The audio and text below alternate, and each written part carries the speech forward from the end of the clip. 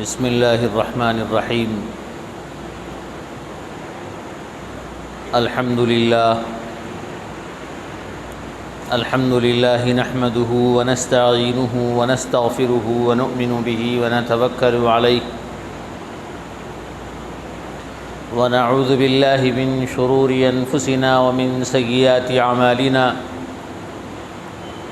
من يهده الله فلا مضل له ومن يضلله فلا هادي له ونشهد أن لا إله إلا الله وحده لا شريك له ونشهد أن سيدنا محمدا عبده ورسوله صلى الله تعالى عليه وعلى آله وأصحابه أجمعين أما بعد فأعوذ بالله من الشيطان الرجيم بسم الله الرحمن الرحيم ومن يطع الله ورسوله فقد فاز فوزا عظيما صدق الله العظيم۔ محترم سامعین اکرام، عزیز بزرگان دین،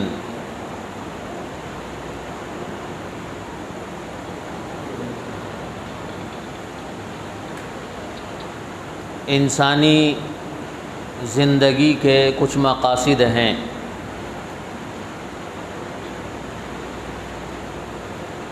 ہر چیز دنیا میں اللہ تعالیٰ نے کوئی نہ کوئی مقصد کے تحت پیدا فرمائی ہے۔ بغیر مقصد کے اللہ تعالیٰ کوئی کام نہیں کرتے۔ انسان بھی ایک کامیاب انسان اور ایک اچھا انسان وہی ہے جو کسی مقصد کے تحت کام کرے۔ بیکار اور بے مقصد کام کرنا یہ اچھے انسان کی علامت نہیں ہوتی۔ چھوٹے بچے ہوتے ہیں جن کے کچھ کام اگرچہ بے مقصد دکھتے ہیں، لیکن وہ بھی بچے کے حد تک اس کا کچھ نہ کچھ مقصد ہوتا ہے۔ ریتی میں بیٹھ کے بچے ریت میں گھر بناتے ہیں، کھیلتے ہیں، اس میں گھر بنائے جاتے ہیں، اور وہ گھر اتنا کمزور ہوتا ہے کہ اگر کوئی دھکا دے دے تو وہ سارا ختم ہو جائے گا۔ اس گھر کا کوئی مقصد نہیں ہے۔ بڑے آدمی سے اگر کہا جائے کہ بھائی آپ بھی بیٹھیے، بچے کی طرح گھر بنائیے، تو وہ بچے کو خوش کرنے کے لیے اور بچے کو بہلانے کے لیے تو بنائے گا، لیکن اس کا کوئی مقصد نہیں ہوگا کہ بھئی میں اس گھر میں رہوں گا، یہ گھر میں میرے لیے قیام کی جگہ بنے گی، یہ مقصد نہیں ہوگا۔ وہ ایک بچے کو خوش کرنے کے لیے یا بچے کا دل بہلانے کے لیے وہ ریتی کا گھر بنا سکتا ہے، لیکن مستقل اس کام میں نہیں لگ سکتا۔ بچہ بنائے گا، چونکہ بچے کے نظر میں ایک کھلونے کے طور پر، ایک کھیل کے طور پر اس کی ایک دل کی خواہش ہوتی ہے، وہ اس خواہش کو پورا کرتا ہے۔ بسا اوقات اگر وہ گھر کوئی توڑ دے تو بچہ رونے بھی لگتا ہے، اور اگر تھوڑا سمجھدار ہے ٹوٹ جائے پھر بناتا ہے، پھر خود توڑ کے بھی چلا جاتا ہے۔ تو بچے تو ایسے کام کرتے ہیں کہ جن کا کوئی مقصد نہیں ہوتا۔ اگرچہ بچے کا مقصد ہے کہ بھئی تھوڑی دیر ٹائم پاس کر لیں گے، کھیل لیں گے تھوڑی دیر، اس کا مقصد ہوتا ہے، لیکن اگر سمجھدار اور پڑھے لکھے آدمی کے اعتبار سے سوچیں تو اس گھر کا اور اس کام کا کوئی مقصد نہیں۔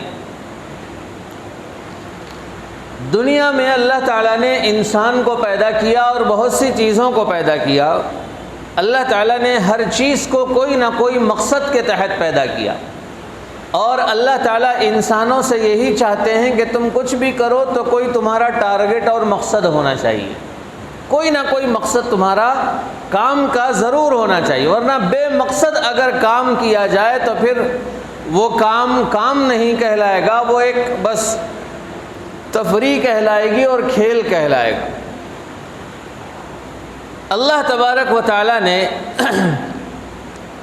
دنیا کے اندر دو چیزیں پیدا فرمائی، یعنی دو چیزیں ہیں بنیادی طور پر جس سے انسان کے سامنے ہمیشہ ہوتی۔ ایک چیز ہے مقصد، اور اس مقصد کو، دوسری چیز ہے اس مقصد کو حاصل کرنے کا ذریعہ۔ مقصد ایک چیز ہے اور اس مقصد کو حاصل کرنے کا ذریعہ ایک چیز ہے۔ ٹارگٹ ایک ہے اور ٹارگٹ کا سورس ایک ہے کہ بھئی وہ ٹارگٹ کو ہم کیسا پورا کریں گے، اس کے لیے کیا کرنا پڑے گا۔ ایک آدمی بزنس کرنا چاہتا ہے کپڑوں کا، یا کوئی بھی طرح کا بزنس کرنا چاہتا ہے، تو بزنس اگر کپڑوں کا ہے تو اس کا مقصد یہ ہوگا کہ بھئی میں بزنس کروں گا، تجارت کروں گا، اور اس تجارت سے مجھے فائدہ ہو، نفع ہو۔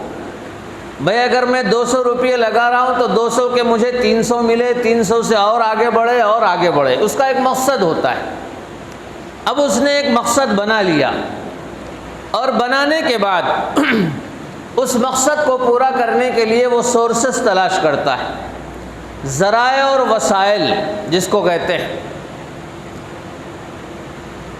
کہ بھئی مجھے کپڑا کہاں سے ملے گا، کون سی فیکٹری کو مجھے جانا پڑے گا، مارکیٹ میں کس کی ڈیمانڈ زیادہ ہے، کون سا کپڑا زیادہ چلتا ہے، کون سی کمپنی کا کپڑا زیادہ لوگ لیتے ہیں، اور پھر مجھے دکان ڈالنے کے لیے مجھے ایک ملگی کی ضرورت پڑے گی، ملگی کے مالک سے ملنا پڑے گا، اس کے لیے اتنا انویسٹمنٹ ہوگا، پھر اس کا یہ خرچہ ہوگا، پھر ملگی کو سنوارنے کا وہ سوچے گا کہ بھئی ملگی کے اندر ضرورت کی چیزیں کیسی رکھی جائیں، اس کا ڈسپلے کیسا ہوگا، یہ ساری چیزیں ذرائع اور وسائل۔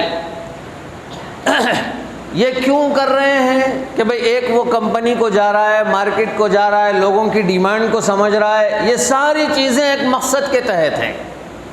پیسہ خرچ کر رہا ہے، یہ بھی ایک مقصد کے تحت ہے۔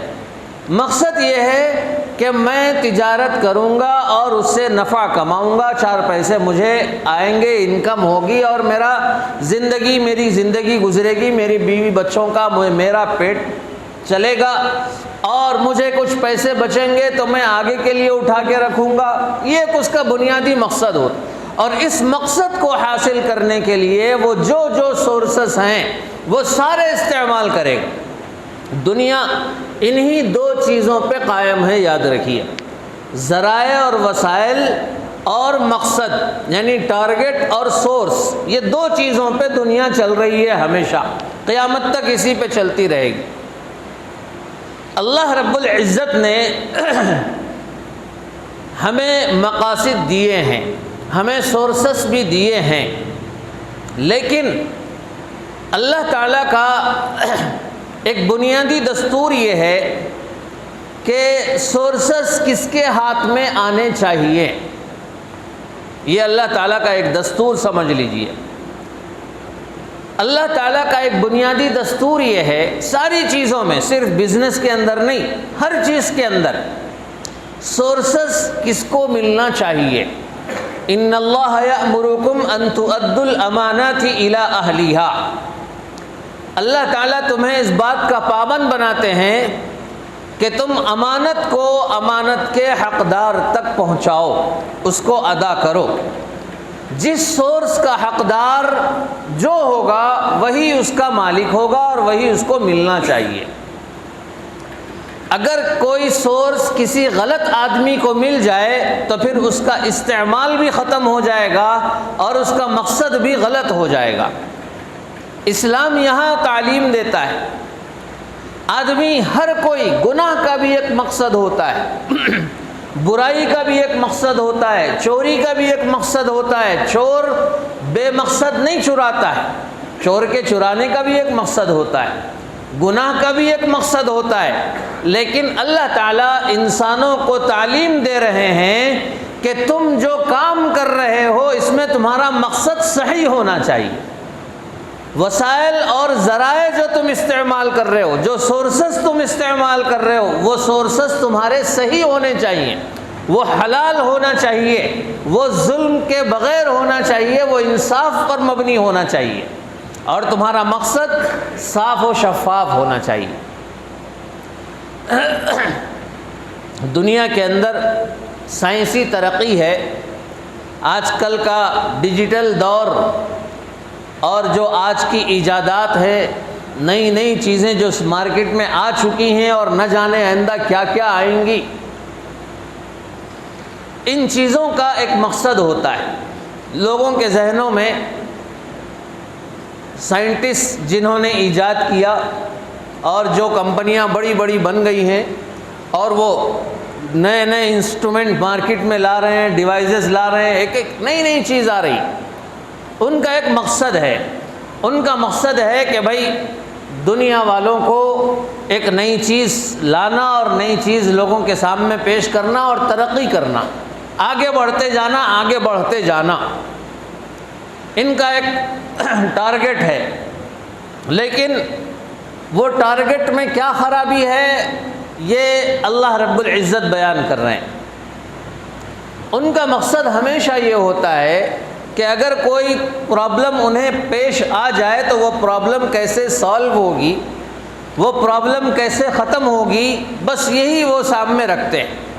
سائنس کا ایک موضوع ہوتا ہے، سائنس کا ٹاپک جو بھی ہے وہ ظاہری دنیا سے، وہ بیمار کو بیمار نہیں سمجھتے ہیں، وہ بیمار کو آبجیکٹ کہتے ہیں، وہ بیمار کو ایک سبجیکٹ کے طور پر دیکھتے ہیں، وہ بیمار کو بحیثیت بیمار نہیں دیکھتے، ان کے اندر اخلاقیات کا پہلو نہیں ہوتا۔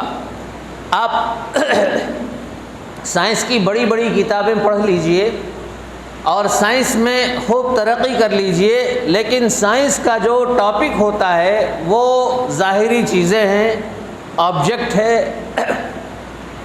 اخلاقیات سائنس کا ٹاپک نہیں ہوتا۔ اخلاقیات جس کو انگلش میں کہتے ہیں ایتھکس، ایتھکس یہ سائنس کا سبجیکٹ کبھی بھی نہیں رہا، کبھی بھی سائنس کا سبجیکٹ نہیں رہا۔ سائنس کا سبجیکٹ ہمیشہ سے آبجیکٹ رہا ہے کہ وہ سامنے کی چیز کو دیکھتے ہیں، جو نظر آ رہا ہے بس۔ اس کو آپ میں مثال سے سمجھاتا ہوں کہ ایک آدمی کے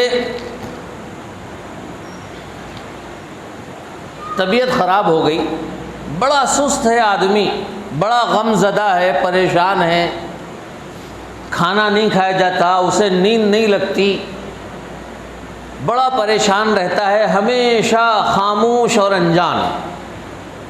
اب اس آدمی کو ڈاکٹر کے پاس لے کے جائیں، وہ ایک دو ٹیسٹ کرائے گا، فلاں کرائے گا، پھر اس کے بعد یہ کہے گا کہ بھائی شاید کوئی صدمہ لگا ہے، کوئی پریشانی ہوئی ہے جس کی وجہ سے یہ کیفیت ہو گئی۔ وہ ڈاکٹر یہ کرتا ہے کہ بھائی ان کے ذہنی سکون کے لیے وہ یہ کہتا ہے کہ بھائی ان کے اندر جو خوشی کا کیمیکل ہے وہ ذرا کم ہو گیا۔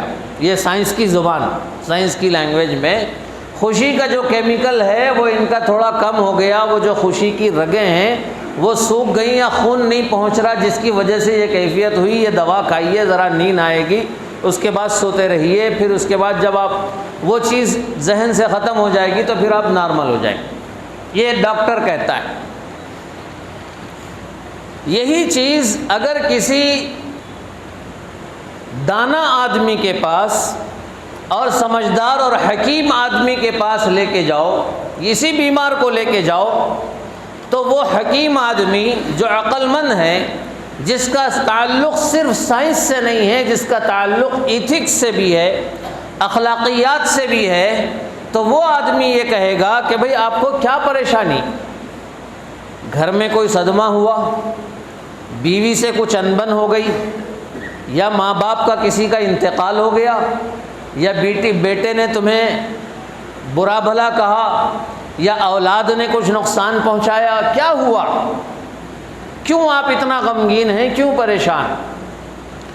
اب وہ جو نفسیات کے جو ماہر ہوتے ہیں وہ بات کرتے کرتے ان سے جو ان کا حقیقی صدمہ ہوتا ہے وہ سنتے ہیں، وہ باہر نکالتے ہیں۔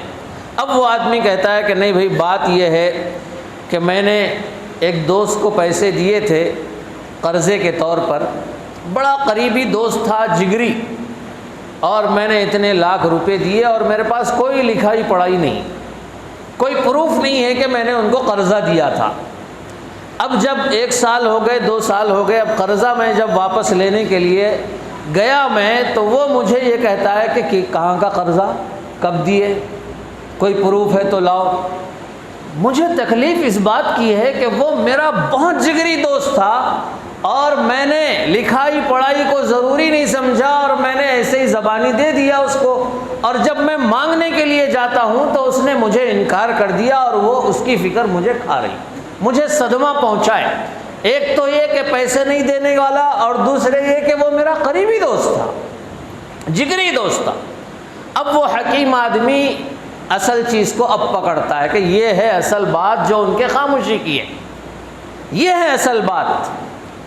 تو اب یہاں پر اس کا علاج یہ ہے کہ اس آدمی کو ساتھ لے کر اس قرضدار کے پاس جائے اور اس سے بات کرے، اس دوست کے پاس جائے، اس کو سمجھائے بجھائے، یا اگر یہ آدمی نہیں چلتا تو الگ سے لے جائے، یا پھر اس کے قریبی والے لوگوں کو بلائے اور بلا کے کہے کہ بھائی دیکھو، ان کا اصل جو مسئلہ ہے کہ ان کے پیسے فلاں جگہ اٹکے ہوئے ہیں اور دوست نے بے وفائی کی ہے، تم اس سے بات کرو اور وہ مسئلہ حل کرو، ان کی طبیعت خود بخود صحیح ہو جائے گی۔ کیا سائنس یہ کرتی ہے؟ نہیں کرتی۔ سائنس کے پاس اس کا علاج ہے ہی نہیں۔ سائنس کے پاس انجیکشن کا علاج ہے، انجیکشن کے ذریعے خون کا علاج، دوسری چیزوں کا علاج، لیکن اخلاقیات جو اصل چیز ہے، ایتھکس جو اصل چیز ہے، یہ چیز سائنس کے پاس نہیں، یہ قیامت تک نہیں ہو سکتی یہ چیز سائنس کی۔ ایک اور مثال میں آپ کو بتاؤں، سائنس نے ترقی کی، میڈیکل سائنس نے آج کل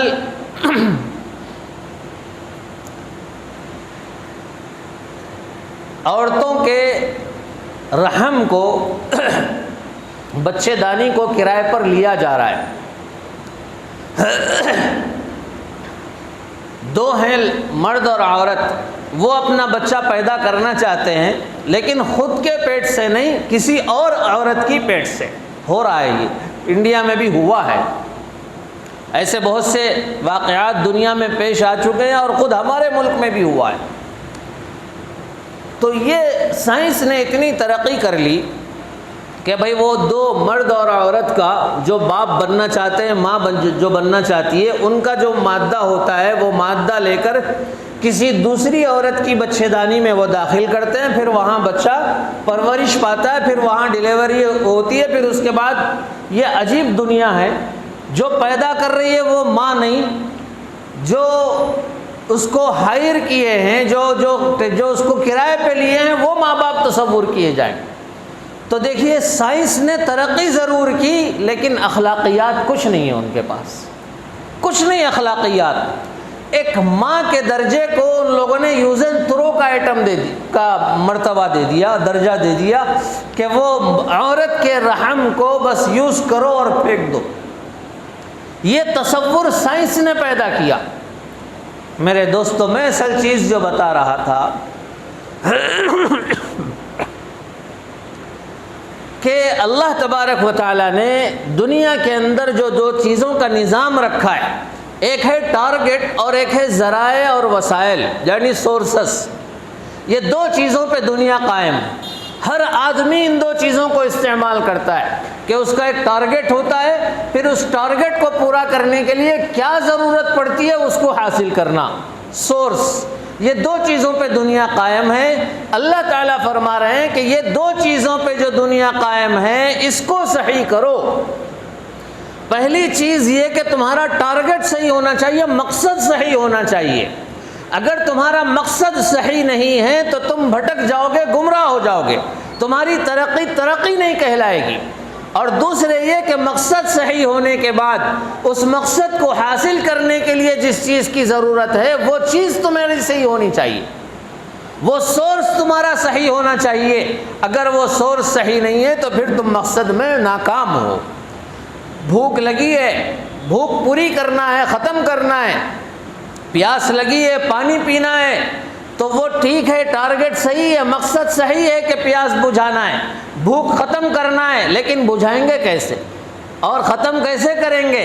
اس کے لیے سورس کا استعمال کیا جائے گا اور یہ کہا جائے گا کہ ٹھیک ہے آپ پانی پیجئے، لیکن جو تم پانی پی رہے ہو یہ حلال ہونا چاہیے، یہ صحیح ہونا چاہیے. کسی پیاسے کو مار کے تم پانی پیو گے تو پھر یہ تمہارا ٹارگٹ صحیح نہیں، یہ تمہارا سورس صحیح نہیں. اگر تم بھوک کو مٹانا چاہتے ہو، چوری کر کے اگر تم بھوک کو مٹاؤ گے، ٹھیک ہے بھوک تو مٹ جائے گی، لیکن یہ کام غلط ہے. میرے دوستو، اسلام اور سائنس کا بنیادی پہلو اور بنیادی فرق یہ ہے کہ اسلام ہمیشہ سورس کے صحیح ہونے پہ توجہ دیتا ہے اور ٹارگٹ کے صحیح ہونے پہ توجہ دیتا ہے، اور دنیا کی سائنس سورس اور ٹارگٹ ان کے نزدیک کچھ بھی ہو سکتا ہے. ایتھکس، اخلاقیات ان کے پاس کوئی نام کی چیز نہیں. آج بڑے بڑے چور دنیا کے اندر موجود ہیں، بڑے بڑے ڈاکہ ڈالنے والے چور موجود ہیں. ان کے نزدیک حکمرانی ایک مقصد ہے. حکمرانی کا اگر کسی کے پاس مقصد ہے تو ٹھیک ہے، مقصد اچھا ہے، حکمرانی کریں، لیکن اس حکمرانی کو حاصل کرنے کا طریقہ کیا ہے؟ میرے دوستو، آج دیکھ لیجئے دنیا کے اندر کیسے کیسے ایک پولیٹیکل چیئر پہ پہنچنے کے لیے، ایک سیاسی کرسی تک اور عہدے تک پہنچنے کے لیے آدمی کو کیا کیا کرنا پڑتا ہے، کیسے سورسز استعمال کرنے پڑتے ہیں. آج کی دنیا میں تو وہی وہ وہاں تک جا سکتا ہے جس نے 4-5 مرڈر کیے ہوئے ہوں، کسی کو دھوکہ دیا ہوا ہو، کسی کی زمین ڈبائی ہوئی ہو، اور بھائی گیری کرنے والا وہی اسی کرسی تک پہنچ سکتا ہے. اور اسلام کا نظام کیا ہے؟ اسلام کا نظام یہ ہے کہ بھئی ٹھیک ہے، تم اگر حکمرانی کرنا چاہتے ہو تو حکمرانی کا مقصد تمہیں پہلے واضح کرنا ہوگا. حکمرانی کا یہ مقصد نہیں کہ میں بڑا بن کے بیٹھ جاؤں، امیر بن کے بیٹھ جاؤں، بادشاہ بن کے بیٹھ جاؤں، وزیر اعظم بن کے بیٹھ جاؤں اور میری Z+ سیکورٹی ہو جائے، لوگ مجھے آہو بھگت کرنے لگے، فلاں کرنے لگے، اور پھر میں اپنے خاندان کو اور اپنے لوگوں کو ان کے جیب بھرنے لگوں اور انہیں ان کے ڈیولپمنٹ کی سوچتا رہوں، دنیا کا نہ سوچوں، عوام کا نہ سوچوں. یہ حکمرانی کا مقصد نہیں ہے. حکمرانی کا مقصد اللہ رب العزت کے نزدیک ہے کہ انصاف کو قائم کرنا، دنیا کے اندر انصاف کو پھیلانا. میرے دوستو، یہ بنیادی مقصد ہوتا ہے، اور اس مقصد کو حاصل کرنے کے لیے صحیح سورسز استعمال کیے جائیں گے. دوسرے کو گرا کر یا دوسرے پہ ظلم کر کے یا پھر دوسرے کو ہلاک و برباد کر کے اس مقصد تک نہیں پہنچا جائے گا. ہاں، اگر کوئی ظلم کرتا ہے وہاں تک پہنچنے کے لیے، اگر وہاں تک پہنچنے کے لیے کوئی کانٹا بن رہا ہے، اس کانٹے کو توڑ دیا جائے گا، اس روڑے کو ختم کر دیا جائے گا، اور اس رکاوٹ کو دور کر دیا جائے گا اور صحیح مقصد تک پہنچا جائے گا. میرے دوستو، یہ ہے بنیادی چیز جو اسلام میں اور دنیا کی چیزوں کے اندر یہ چیز سمجھ میں آتی. بنیادی چیز. میرے دوستو، آج ترقی کے دور میں، اس ایجادات کے دور میں اور اس ڈیجیٹل دور کے اندر لوگوں نے ترقی جس چیز کو سمجھی ہے وہ اس دنیاوی چیزوں کو ترقی سمجھی، لیکن ترقی اس چیز کا نام نہیں ہے. ترقی اگر یہ ہے تو میرے دوستو، اس سے زیادہ ترقی وہ لوگ کر چکے ہیں جو پہاڑوں میں تراش کے رہا کرتے تھے، گھر بنا کے رہا کرتے تھے. ان کی ترقی تو آج سے زیادہ تھی. اگر دیکھا جائے کیسے ترقی زیادہ ہے، حالانکہ ان کے پاس پہاڑ پھوڑنے کے لیے کوئی بم نہیں تھے، ان کے پاس پہاڑ پھوڑنے کے لیے ان کے پاس کوئی JCB وغیرہ کی مشینیں نہیں تھیں، لیکن پھر بھی ان لوگوں نے انسان ہوتے پر بھی ان لوگوں نے بڑے بڑے پہاڑوں کے اندر ایسے عالیشان محل بنائے تھے کہ آج بھی عقل حیران رہ جاتی ہے کہ کیسے ان لوگوں نے بنائے. آپ دیکھیے قوم سمود اور قوم عاد کی بستیاں، آج انٹرنیٹ پہ سب مواد دستیاب ہے، آپ اٹھا کے دیکھیے. مدائن صالح کے نام سے ایک علاقہ ہے سعودی عرب میں، آج بھی مدینہ منورہ سے 300 کلومیٹر کے فاصلے پر.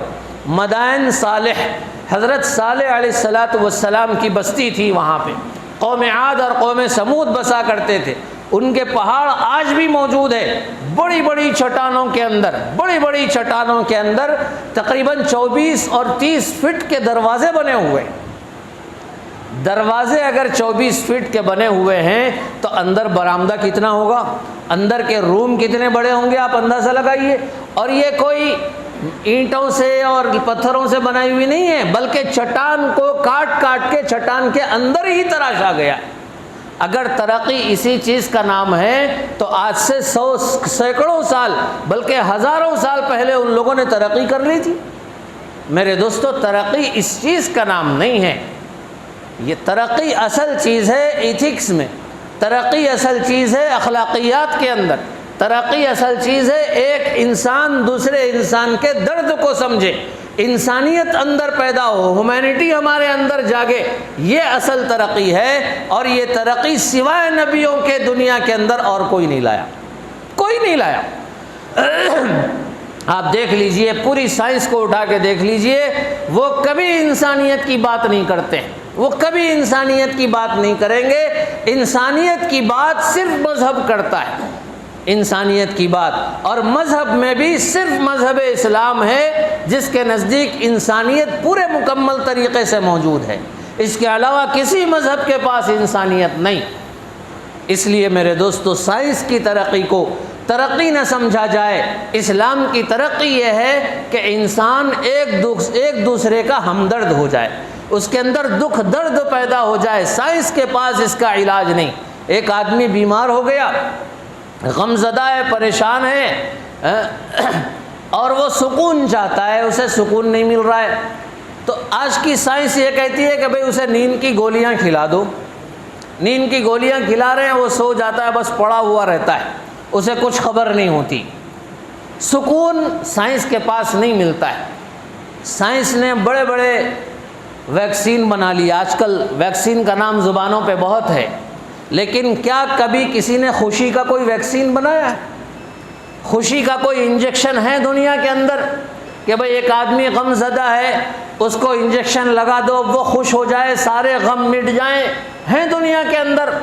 نہیں ہے، ہو بھی نہیں سکتا، قیامت تک نہیں ہو سکتا خوشی کا کوئی انجیکشن، سکون کا کوئی انجیکشن نہیں ہو سکتا۔ آدمی ترقی کرتا جائے گا، لیکن ترقی اس چیز کا نام نہیں ہے۔ اگر دل کو سکون نہیں تو پھر یاد رکھ لیجئے، دنیا کی ظاہری ترقی رکھ کر بھی کوئی آدمی بیکار، ہزاروں دولت رکھ کے، کروڑوں کی دولت رکھ کے بھی آدمی بے فائدہ ہے اگر دل کا سکون نہیں۔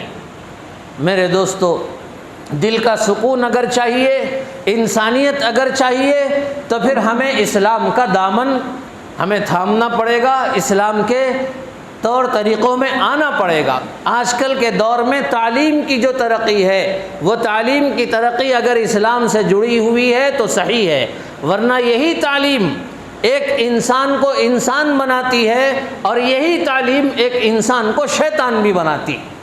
آج بڑے بڑے بینکوں کو لوٹنے والے کوئی عام آدمی نہیں ہے، وہ بڑے بڑے انجینئر ہیں، بڑے بڑے پروفیسر ہیں، اور دنیا کو لوٹنے والے، انسانوں کا قتل و خون کرنے والے یہ عام آدمی نہیں ہیں، یہ جاہل اور ان پڑھ آدمی نہیں ہیں، یہ پڑھے لکھے آدمی ہیں جو انسانوں کا خون کر رہے ہیں۔ تو میرے دوستو، تعلیم اگر کسی کو کسی کے قتل سے نہیں بچاتی ہے تو پھر وہ تعلیم کس نام کی، وہ تعلیم کس چیز کی؟ اس لیے میرے دوستو، اسلامی تعلیمات کو اپنائیے، اسلامی سانچے میں اپنے آپ کو ڈالیے۔ آج ضرورت اس بات کی ہے کہ مسلمان اسلامی ڈھانچے کے اندر شامل ہو جائیں، اسلامی طور طریقوں پہ وہ ایمان مضبوطی سے قائم کریں جو ہمارے لیے سب سے ضروری۔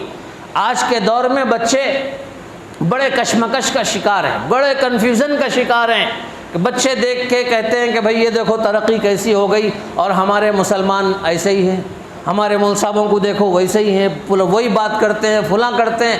میرے دوستو، یہ بچے جو کنفیوژن کا شکار ہو رہے ہیں اور کنفیوز ہو رہے ہیں، یہ آج کا ایک لوگوں کا، دشمنوں کا ایک ٹارگٹ ہے کہ ان کو کنفیوز کر دو، ان کا اسلام خود انہیں برا دکھنے لگے، ان کا اسلام خود انہیں نقصان دہ محسوس ہونے لگے، ایسا ان لوگوں کی کوشش ہے، اور وہ کسی حد تک اس میں کامیاب بھی ہو رہے ہیں۔ اور یہ کیوں ہو رہے ہیں کامیاب؟ کامیاب اس لیے ہو رہے ہیں کہ ہمارا اور ہمارے گھروں کا رشتہ اسلام سے دور ہو گیا ہے۔ ہمارے گھروں میں 24 گھنٹے ٹی وی چلتا ہے، اسلام کی باتیں نہیں چلتی۔ ہمارے ہاتھوں میں 24 گھنٹے ٹک ٹاک اور فیس بک چلتا ہے، ہمارے ہاتھ میں اسلام کی چیز نہیں ہوتی، قرآن نہیں ہوتا، حدیث نہیں ہوتا، نبی کی تعلیمات نہیں ہوتی، جس کی وجہ سے وہ لوگ اپنے مقصد میں کامیاب ہیں اور ہم اپنے مقصد میں فیل۔ اس لیے اسلامی تعلیم بہت ضروری چیز ہے، اس کو اپنائیے، اپنے گھروں میں اسلامی ماحول کو پیدا کیجیے۔ اللہ تبارک و تعالی ہم سب کو نیک عمل کرنے کی توفیق نصیب فرمائے اور ایمان جیسی چیز سے محبت کرنے اور آخرت تک اور بالکل آخری سانس تک اس پہ ثابت قدم رہنے کی توفیق نصیب فرمائے۔ وآخر دعوانا الحمدللہ رب العالمین۔